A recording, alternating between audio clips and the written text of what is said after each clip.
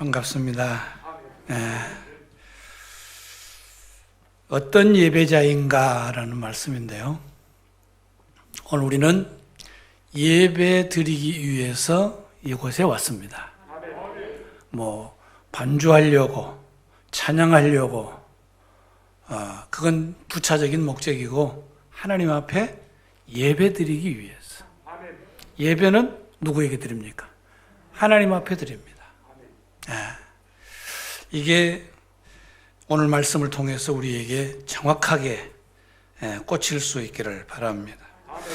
사도행전 22장 10절을 보면 다메섹으로 가는 길에서 예수님을 만난 바울이 처음 하는 말이 나옵니다. 내가 이르되 주님 무엇을 하리이까? 주님 무엇을 하리이까? 누가 하는 말입니까? 바울이 하는 말입니다. 주님 무엇을 하리이까? 우리도 마찬가지입니다. 내가 살아계신 하나님을 만나면 내 안에서 내가 무엇을 할까? 내가 무엇을 할까? 이런 생각을 하는 것은 너무도 당연합니다. 하나님 앞에 하나님을 만나면 내가 무엇을 할까? 오늘 본문을 보면 가인과 아벨이 하나님께 제사를 드립니다. 이 문제를 가지고 여러 성도들이 이런저런 얘기들을 많이 합니다. 왜? 아벨의 제사는 받으시고 가인의 제사는 안 받으셨을까? 왜? 가인과 아벨이 하나님께 제사를 드립니다. 요즘으로 말하면 예배를 드린다는 얘기입니다. 예배자로 살았다는 얘기죠. 그러면 이들은 어떤 예배자였을까? 우리는 예배자들인데, 자기를 가리켜서 나는 예배자다.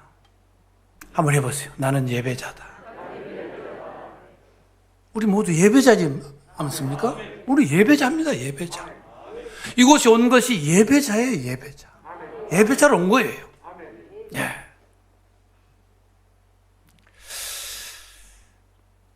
그렇다면 나는 어떤 예배자일까입니다. 항상 스스로에게 고민하면서 그런 질문을 할 필요가 있어요. 어떤 예배자일까? 먼저 우리는 예배 자리로 잘 나오는 예배자여야 됩니다. 이건 삼척동자도 아는 얘기입니다. 예배 자리로 잘 나와야 예배가 되는 것이죠. 네. 코로나19 때문에 예배를 드려야 된다, 말아야 된다, 여러 가지 일들이 많이 있었습니다. 그러나 이 자리는 공연장도 아닙니다. 예배 자리입니다. 그리고 이 예배자로서 이 자리에 나와서 예배를 드리러 지금 와 있습니다. 본문으로 들어가면 2절에 가인은 농사를 하였다고 그랬고 아벨은 양을 쳤다고 그랬습니다. 그리고 3, 4절을 보면 세월이 지나서 각각 자기의 것을 가지고 하나님께 제사를 드렸다. 여기서 세월이 지난 후에, 그 말은 우리말로 쉽게 얘기하면 때가 되어서 얘기입니다. 때가 됐다. 무슨 때가 되었을까? 예배 드릴 때가 되었다는 얘기입니다. 가인의 삶의 현장이 다르고 아벨의 삶의 현장이 다릅니다. 그러나 이들은 예배 때가 되자 모두 하나님께 예배 드릴 자리로 나아갑니다. 이것은 이들이 예배자로 살았다는 얘기입니다. 가인의 제사를 안 받았다 그러니까 가인이 예배 자리에 안 나갔다는 얘기는 아니에요. 예배자로 살았습니다.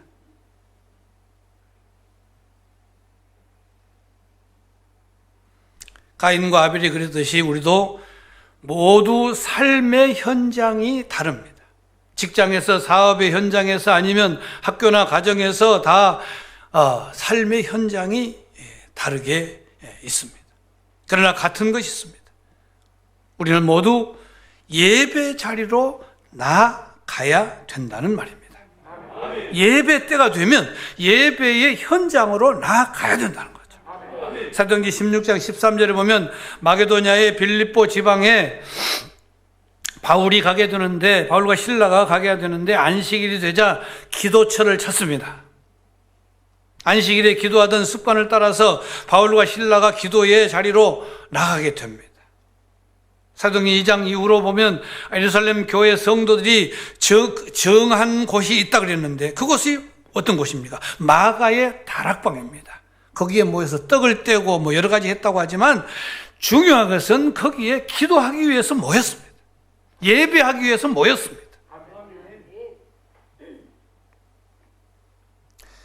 예배자의 첫 번째 자세는 뭐냐?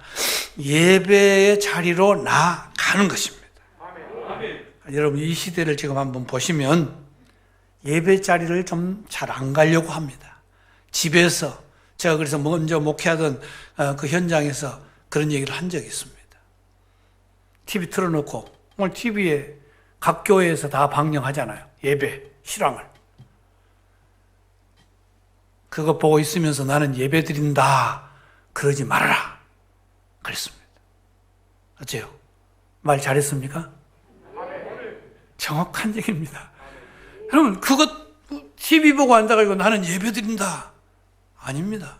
예배 드리는 게 아닙니다. 예배 자리로 나아가야 됩니다. 예배 자리로 나아가야 돼요.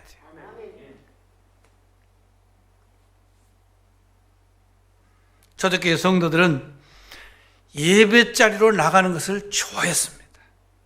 기뻐했습니다. 그곳에 가야 된다고 생각을 했습니다. 안 가면 안 되는 줄로 알았습니다. 절대 가야 된다.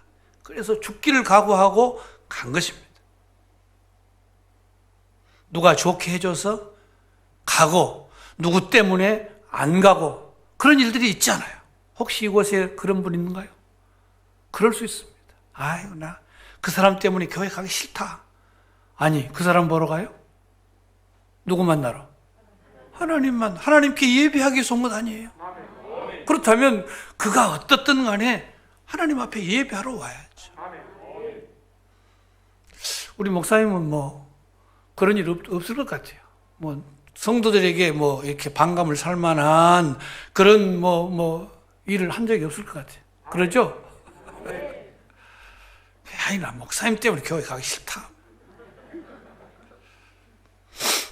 근데 그런 분들이 있더라고요. 그럼 하나님 앞에 코람되옵니다. 하나님 앞에 우리는 예배하기 위해서 하나님 앞에 가는 것이지 무슨 누구에게 가는 건 아니에요. 목사님 설교 들으려고 교회 간다? 아니죠. 설교를 들어본 적이 제가 없어서 설교를 어떻게 하시는지 잘 모르겠지만 설교 들으려고 교회 간다? 그것도 아니잖아요. 그러면 아까 그런 분들처럼 TV 앞에 앉아서 설교 들으면 되죠. 그러나 예배는 그 자리로 나아가는 것입니다. 그래야 예배가 되고 예배자가 되고 예배자로서 살아갈 수가 있는 것이죠. 시편 122편 1절에 보면 사람이 내게 말하기를 여호와의 집에 올라가자 할 때에 내가 기뻐하였도다 그랬습니다. 여호와의 집에 올라가자 뭐하러? 예배하러. 그때에 내가 기뻐했다. 그러니까 예배 자리에 가는 게 기쁨입니다.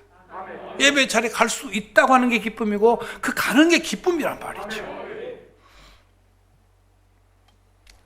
어떻게 하면 저의 얘기를 좀 안 할까 그런 생각을 많이 했는데 목사님이 오래 하셨으니까 경험 좀 많이 좀 얘기 좀 해 주십시오. 우리 가정은 저 할머니 때 신앙을 했고 지금 우리 앉아 와서 손자들이 우리 식구 다 왔습니다. 오늘 여기 예배드리기 위해서 앉아 있는데 그러면 몇 대입니까? 5대입니까? 5대가 지금 신앙을 하고 있는데 우리 할머니가 제가 어렸을 때 그렇게 예배 자리를 사모했어요. 글도 모르시죠? 당연히. 그때뿐이니까. 그때 그분의 그 신앙하던 모습을 보면서 제가 자라서 적극적이고 철저하고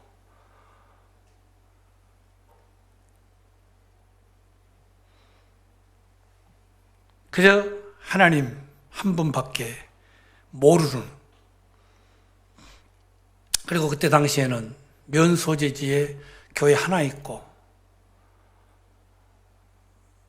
우리가 그 가와라고 하는 도화면이라고, 도화면인데 공군 도화면인데 면 안에 교회 하나 있고요. 이제 뭐 섬에 좀 하나 몇 개 있긴 하지만 너무 떨어져 있으니까. 그 목사님이 1년에 한 번 정도 오실 거예요. 신방을. 자주 올 수가 없어요. 옛날에는 이렇게 도보로 다니니까 신방 한 번 가면 뭐 이렇게 많이 걸리잖아요. 그러니까 많이 다닐 수가 없어요. 한 번 오시면 그분을 사모해서 아주 그냥 저까지 비상해요. 나 초등학생 때인데 저까지 비상해, 비상. 뭐 어디 쓸어라, 어디 뭐 해라, 뭐 옛날에 고구마, 대접이 딱 고구마밖에 없으니까 고구마 깨끗이 다 깨끗이 뭐 흙안 없이 다 씻어라, 뭐 해라 막. 그렇게 교회를 사모하고 하나님을 사모하고 주의 종을 사모하고 그런 그 교육을 어려서부터 받았어요. 할머니가 돌아가시기 얼마 전에 당신의 소원이 뭐 사촌들 아니면 뭐 좀 먼 족들 가운데 목사님이 된 그런 분들이 있어서 저한테 그런 얘기를 하더라고요. 내가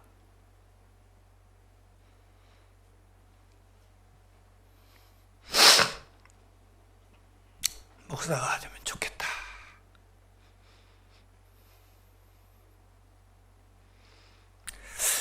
그것은 그 목사님으로서 예배하는 그런 그 모습들이 얼마나 좋게 보였던지 아마도 그런 것 같아요. 그 자기 그 섬기던 목사님, 목목사님이라고 뭐 교파를 초월해서 아신 분은 아십니다만 오래되셨는데 아무튼 그렇게 해서 신앙을 배웠고 그렇게 했고 오늘 제가 40년 목회하다 은퇴해서 1년이 딱 지금 지났습니다. 아무튼 우리는 예배자들입니다. 하나님 앞에 예배자들. 우리 손자들 와서 있는데 예배자가 그 예배 자리에 간다고 하는 거. 이거는 최상의 최고의 정말 쉽게 생각해서는 안 되는 그런 부분이다. 뭐 유튜브 보면 뭐 예배 예배 얼마나 많습니까? 그러나 예배자는 예배 자리로 나아가야 된다. 예. 이것이 우리에게 있어서 예배자에게 있어서 제 1번입니다. 예.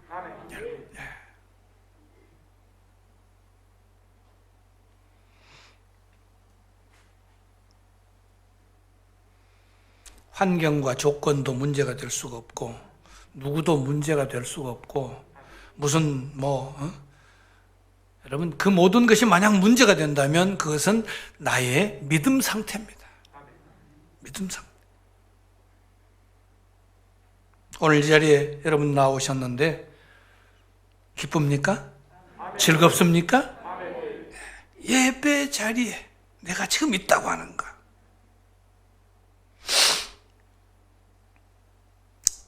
아담이, 가인이, 아벨이 정한 시간에 예배 자리로 나아갔습니다.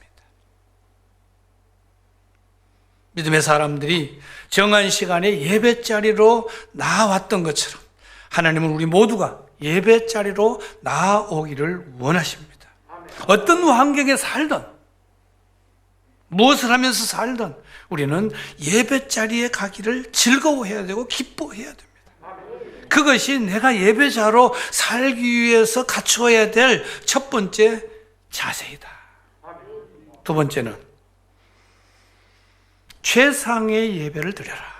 최상의 예배를 드려라. 예배 때가 돼서 예배 자리로 나온 가인과 아벨이 어떻게 예배를 드렸느냐, 오늘 본문을 통해서 우리는 보게 되는데, 먼저 가인입니다. 3절에 가인이 땅의 소산으로 제물을 드렸다라고 하고 있습니다. 땅의 소산으로 제물을 드렸다. 공동 번역을 보면 땅에서 난 곡식으로 되어 있습니다. 현대인의 성경을 보면 농산물로 그렇게 되어 있습니다. 그러니까 땅에서 난 농산물로 예배를 드렸다. 그게 무슨 잘못이 됐느냐? 잘못이냐? 그런데 4절 말씀과 비교를 하면 여기에 문제가 있음을 볼 수 있습니다. 4절에 아벨은 자기도 양의 첫 새끼와 그 기름으로 드렸더니 그랬습니다. 아벨도 제물을 가져왔습니다. 가인에게서 볼 수 없는 그런 말이 나옵니다. 첫 새끼와 그 기름. 가인은 자기의 농산물을 드렸고 아벨은 자기의 양으로 드렸다.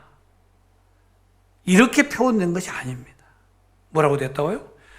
첫 새끼와 그 기름으로 드렸다라고 그 부분을 강조를 하고 있습니다.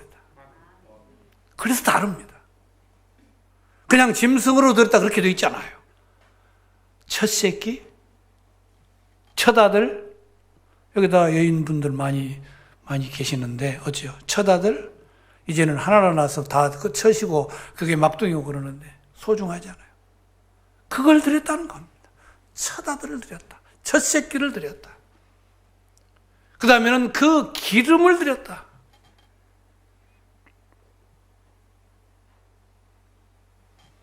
주님은 요한복음 4장에서 하나님은 예배하는 자를 찾으신다고 하십니다. 우리 읽었죠? 그리고 어떻게 예배하는 자? 영과 진리로 예배하는 자. 그냥 예배하는 자를 찾으신다 그렇게 하고 끝났으면 좋을 텐데 구체적으로 어떻게 영과 진리로 예배하는 자를 하나님은 찾으신다라고 합니다. 아버지께 참되게 예배하는 자들은 영과 진리로 예배할 때가 오나니 곧 이때라. 아버지께서는 자기에게 이렇게 예배하는 자들 찾으신다. 하나님께서는 이렇게 예배하는 자들 찾으신다. 영이시기 때문에 영과 진리로 예배하는 자를 찾으신다. 네. 그냥 예배하라고 하지 않았습니다. 영과 진리로 예배하라고 했습니다. 최선의 열매를 드려라. 최선의 예배를 드려라. 그렇게 말씀하고 있습니다. 사람에 따라서 최선은 물론 다르게 생각할 수가 있습니다. 마가복음 12장 41절로 44절에 보면은 헌금하는 모습이 나옵니다. 예수께서 헌금함을 대하여 앉으사 무리가 어떻게 헌금함에 돈을 넣는가를 보실세 여러 부자는 많이 넣는데 한 가난한 과부는 와서 2렙돈 곧 한 고드란트를 넣는지라. 예수께서 제자들을 불러다가 이르시되 내가 진실로 너희에게 이르노니 이 가난한 과부는 헌금함에 넣는 모든 사람보다 많이 넣었도다. 그들은 다 그 풍족한 중에서 넣었거니와 이 과부는 그 가난한 중에서 자기의 모든 소유 곧 생활비 전부를 넣었다 라고 가르치고 있습니다. 렙돈, 그리스의 최소 동전 단위입니다. 고드란트, 로마 동전의 최소 단위입니다. 그냥 오늘날 근로자 하루 임금이 그냥 가볍게 10만 원으로 생각을 하면 이 2렙돈은 1,600원의 가치를 지닙니다. 정말 보잘것없는 하찮은 것입니다. 붕어빵이 한 개에 얼마죠? 안 사 먹어봐서 모르겠어요. 네? 붕어빵 500원이에요? 500원밖에 안 해요? 싸네요. 순천은 좀 더 싸나? 네? 한 개에 500원? 네. 아무튼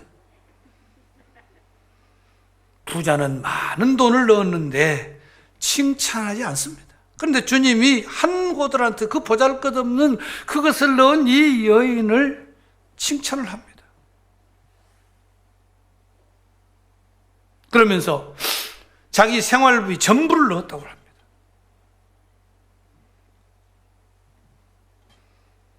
돈 자체로는 정말 보잘것없는 겁니다. 그러나 그에게 있어서 전부니까, 생활비 전부니까 최선의 것을 넣었다는 주님의 말씀입니다. 이것이 바로 영과 진리로 예배드리는 자의 자세입니다. 돈 액수로만 보면 부자가 넣은 액수가 훨씬 크고 훨씬 많습니다. 그러나 그들은 최선을 다하지는 않았습니다. 혹시 여기 부자가 계시면 죄송합니다. 주님이 그렇게 말씀을 하셨어요. 주님이 그렇게 말씀을 하셨어요. 아니, 우리도 최선을 다해서 드리는데. 습관 따라서 오늘 내가 그래도 교회 지금까지 그렇게 해왔는데 이렇게는 넣어야지. 또 정해져 있잖아요.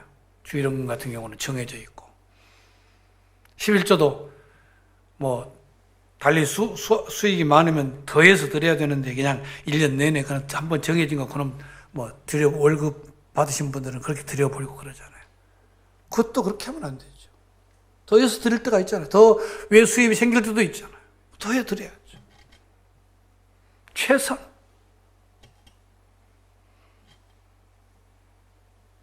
최선을 다하느냐 안 하느냐 주님이 보신다는 겁니다. 가인은 자기의 농작물을 드렸다 그랬습니다. 그냥 일상적인 농작물을 드린 겁니다. 자기가 먹을 수도 있고 남에게 주어도 흉잡히지 않을 것을 드린 겁니다. 가인이 먹을 수 없는 불량품을 드린 것이 아닙니다. 그냥 일상적인 것. 드려도 흠잡히지 않을 것. 그러나 아벨은 어떤 것? 첫 새끼.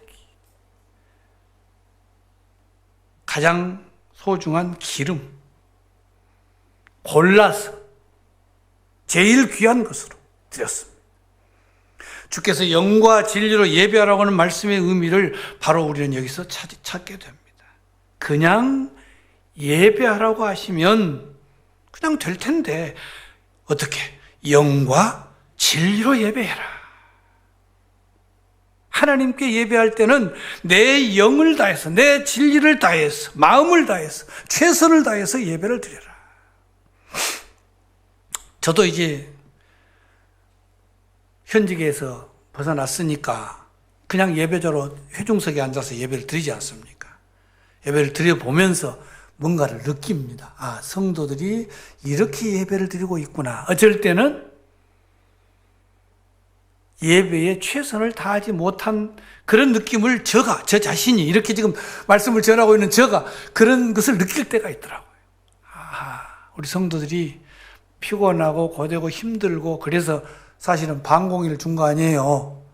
토요일부터 좀 쉬어가지고 예배 자시해가지고 주일날 오라고. 근데 너무 피곤해가 아침까지 일하고 아침까지 뭐 하고 예배자리 오면 제가 보면서 우리 지금 섬기는 교회 장로님들을 가만히 눈치껏 봐요. 또 장로님들, 여기는 장로님들 어디 앉으세요? 자리가 별도로 없죠? 주로 앞에 앉습니까? 제일 앞에 앉아요, 제일 앞에. 어제 네 장로님이 네 분인데, 어제 한 번. 이렇게 우리 네 줄 딱 앉아요. 딱 한 분만 안 졸고 세 분은 졸아. 뭐, 안 들으니까 괜찮아죠? 여기서 뭐, 우리 거기까지 전해줄 사람 없으니까. 그게 최선의 예배가 됩니까? 안 되잖아요. 얼마나 안타까운지 심지어는 내가 그 수석 장로님한테 원로 장로님, 은퇴했어요. 원로 장로님인데, 원로 장로님 이제 뭐 거의 친구나 같으니까 가서 한번 그런 얘기 했다니까요. 장로님,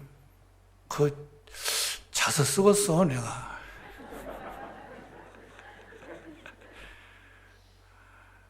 거기 뭐 교회에서 내가 거기서 자라서 거기서 다니고 그 교회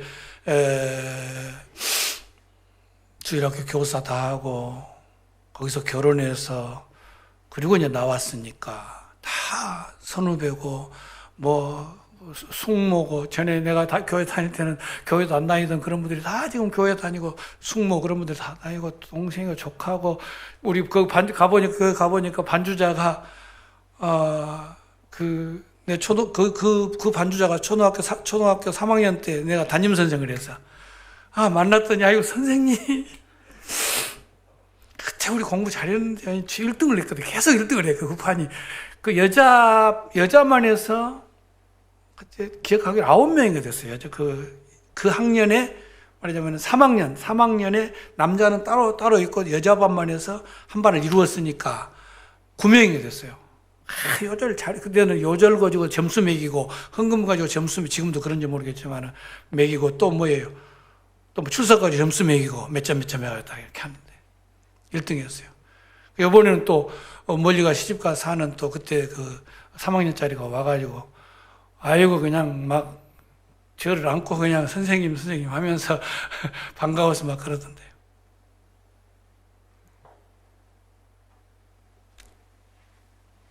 최선의 것. 우리는 정말 최선의 것을 드릴 수 있어야 됩니다. 영과 진리로.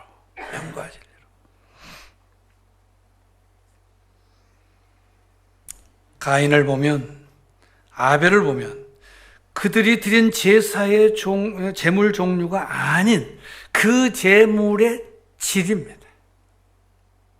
하나님이 받으시느냐, 받으시지 않느냐. 우리가 제물이라고 하면 우리는 하나님 앞에 제물이에요. 오늘 예배드리러 온 제물들이에요. 제물인데 우리의 제물의 이 질이 하나님이 받으실 수 있는 제물인가? 여기는 뭐 나이 좀 드신 분들은 전에 예수 믿기 전에는 제사를 드려봤을 거 아니에요. 목욕 제기하고 정말 혹시 뭐라도 있을까 봐서 준비하고 또 준비하고 씻고 또 씻고 깨끗이 해서 제사를 드렸던 그런 기억이 아마도 있을 겁니다. 하나님도 우리를 받으실 때, 우리를 보실 때 제물로 받으시는데 그런 제물을 받으신다는 거죠. 질. 정말 우리는 4절과 5절을 보면 아벨과 그의 제물 그렇게 하셨고 가인과 그의 제물 이렇게 하셨는데 제물과 그 드리는 사람을 동일하게 보고 있는 것을 보게 되면서 정말 눈여겨봐야 되겠다. 이 부분. 하나님 앞에 예배하는 예배자로서 우리는 어떻게 예배를 드릴 것인가. 하나님은 아벨과 그 제물을 받으셨지만 가인과 그 제물은 받지 않으셨다. 그러자 가인이 화를 냅니다. 그런 가인에게 하나님이 내가 분내는 것이 왜냐? 어찌 됨이냐? 안식이 변하면 어찌 됨이냐? 내가 선을 행하면 어찌 낯을 들지 못하겠느냐? 선을 행하지 아니하면 죄가 문에 엎드려 있느니라. 죄가 너를 원하나 너는 죄를 다스릴지니라. 자, 죄가 문에 엎드려져 있다. 맹수가 웅크리듯이 사탄이 사람의 마음 문 앞에 엎드려 그를 노력할 기회를 찾고 있다. 그런 말씀입니다. 죄가 문 앞에 엎드려 있다. 이 말은 맹수가 웅크리듯이 사탄이 사람의 마음 문 앞에 엎드려서 그를 노력할 기회를 찾고 있다. 그렇게 해석을 합니다.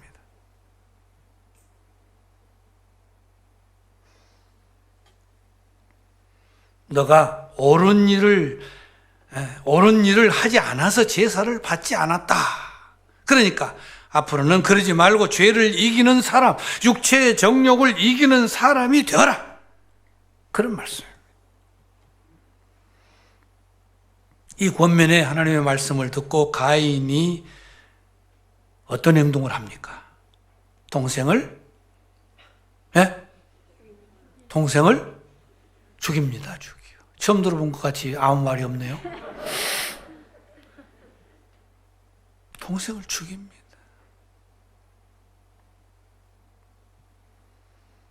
이렇게 동생을 죽인 가인에게 12절은 세상을 떠돌아다니는 그런 신세가 될 것이다 라고 말하고 있습니다.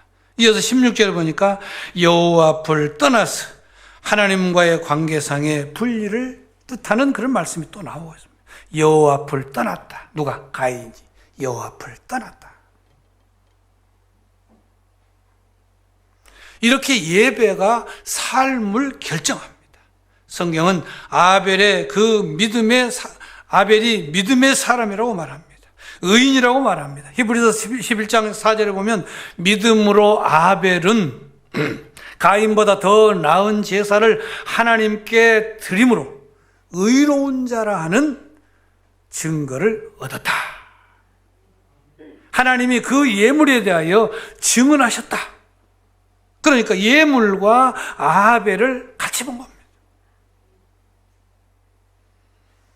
그리고 거기 이어서 누가? 아벨이 죽었으나 그 믿음으로서 지금도 말하고 있다. 무엇을 말할까요? 믿음을 말하고 있다.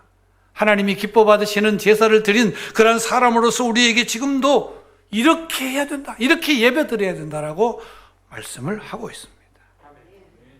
가인은 사람의 아들이요 딸이라고 말합니다. 멸망의 자손이라고 합니다. 유다서 1장 11절에 보면 화 있을진저 이 사람들이여 가인의 길에 행하였으며 싹스를 유하여 발람의 어그러진 길로 물러갔으며 고라의 패역을 따라 멸망을 받았도다. 유다서에서도 가인의 길에 행했다. 자, 그렇다면 단 한 번의 제사가 이 두 사람의 삶을 결정했을까요? 아닙니다. 그런 말 있지 않습니까? 사람이 한 가지를 보면 10가지를 알 수 있다. 그런 말 있지 않습니까? 본문의 제사가 늘 제사 때마다 그런 것인지 단 한 번에 그렇게 된 것인지는 판단하기 물론 어렵습니다. 그러나 가인에게 하나님이 하신 말씀을 보면 오직 단 한 번의 제사로 이렇게 된 것은 아니라고 하는 것을 우리가 추정을 해볼 수가 있습니다. 단 한 번의 제사로 가인이 이렇게 된 것은 아니지만 제사가 이렇게 두 사람의 삶을 갈라놓은 것은 분명합니다. 그러니까 오늘의 예배가 얼마나 소중한지, 정말 예배를 드릴 때마다 영과 진리로 드려야 되는 것이 얼마나 소중한지를 그대로 보여주고 있습니다. 성경을 보면 제사를 잘 드려서 복을 받은 사람이 많이 나옵니다. 다윗은 성전을 지을 마음을 먹고 성전을 지어보려고 그러는데 할 수가 없습니다. 허락을 안 합니다. 하나님께서. 그래서 그 성전을 지을 마음을 먹고만 있었는데도 그는 복을 받습니다. 솔로몬은 어떻습니까? 일천번제를 드렸다 했습니다. 제사를 드렸다고 했는데 예배를 제대로 드렸다는 겁니다. 그래서 어떻게 됩니까? 지혜의 왕이 됩니다. 부귀와 공명도 누리게 됩니다. 그러나 예배를 잘못 드린 사람도 성경에는 많이 나옵니다. 사울, 제사를 잘못 드립니다. 우시야 역시 마찬가지. 이 두 사람은 제사 때문에 버림을 당하고 나병에 걸려서 어려움을 당하게 됩니다. 나답과 아비후도 역시 마찬가지입니다. 제사를 잘못 드림으로 인해서 죽게 됐죠. 이것은 단순히 제사의 행위만 문제 삼는 것은 아닙니다. 가인처럼 그들의 제사나 그들의 자세나 또 태도에 문제가 있음을 성경을 읽어보면 알 수가 있습니다. 아벨은 제사만 잘 드린 것은 아닙니다. 아벨은 제사 드리는 정성으로 삶을 살았다는 것입니다. 가인이 단순히 제사 한 번 못 드린 것만은 아닙니다. 그것 때문에 그렇게 된 것이 아닙니다. 제사도 잘못되었고 삶도 잘못되었습니다. 예배를 바로 드리는 사람은 삶도 올바를 수밖에 없습니다. 여러분, 이 부분 다시 한번 깊이 생각하시기를 바랍니다. 예배를 잘 드리는 사람, 삶도 바르다. 뭡니까? 우리의 삶은 곧 제사입니다. 예배입니다. 로마서 12장 1절에 보면 너희 몸을 하나님이 기뻐하시는 거룩한 산 제물로 드려라. 이는 너희가 드릴 영적 예배니라. 삶을 제대로 드리라. 그거 예배다. 말씀하고 있습니다.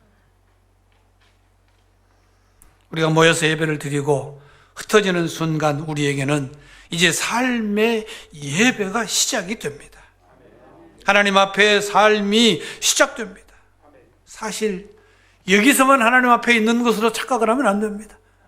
나아가면 또 하나님 앞에서의 삶이 시작이 되는 것이죠. 예배하는 삶.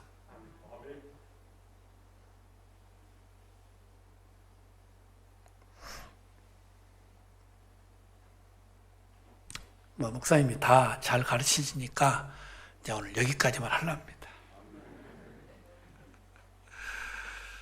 그러기에 정확하게 삶이 우리의 예배를 결정하고 우리의 예배가 삶을 결정한다. 우리는 이 시간 모두 하나님 앞에 예배 자리에 나왔습니다. 그리고 예배를 마친 후 우리의 삶으로 돌아갈 것입니다. 그러면 나는 지금 어떤 마음으로 예배를 드리고 있는가? 또 예배 후 나의 삶의 현장으로 가서 어떻게 살 것인가? 당연히 예배자로 살아야 합니다. 우리는 언제나 어디서나 하나님이 기뻐하시는 예배자로 살아야죠. 우리는 언제나 하나님이 나의 삶과 예배를 받으시는 예배자로 사는 것을 원하신다고 하는 것을 잊어서는 안 될 것입니다. 하나님이 기뻐하시는 산 제사의 삶을 살고 이곳에서 영과 진리로 예배하는 그런 성도가 되기를 위해서 기도하고, 사실 기도 시간을 여기에 많이 할애할 필요가 있습니다. 예배자로 살기를 원합니다. 하나님, 그러면 거기에 다 복이 따라오잖아요. 방금 제가 말씀드렸습니다. 예배자로만 산다면, 이건 뭐 하나님 앞에서 이것도 주십시오, 이것도 주십시오 하지 않아도 이미 우리 주위에 쌓여 있습니다. 저는 그것을 많이 강조합니다. 하나님께서 다 주셨어요. 계속 주시고 계시고 주셨어요. 그러면 우리가 할 것은 하나님의 백성으로 예배자로 사느냐 그렇지 않느냐. 살면 그것이 내 것이 될 것이고, 그렇지 않으면 내 것이 되지 않고.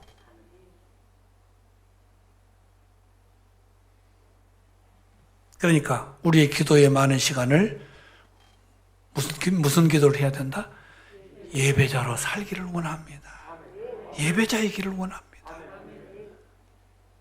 여러분, 모두 다 영과 진리로 예배하는 예배자들 되시기를 주님의 이름으로 축원합니다. 하나님, 우리 모두 예배자로 살기를 원합니다. 정말 영과 진리로 예배하는 예배자로서 하나님께서 주신 것을 이 땅 위에서 충만히 넘치도록 누리며 살아가는, 그래서 하나님께 영광이 되어지는 우리 모두의 삶이 되게 해 주옵소서. 예수님의 이름으로 기도하옵나이다. 아멘.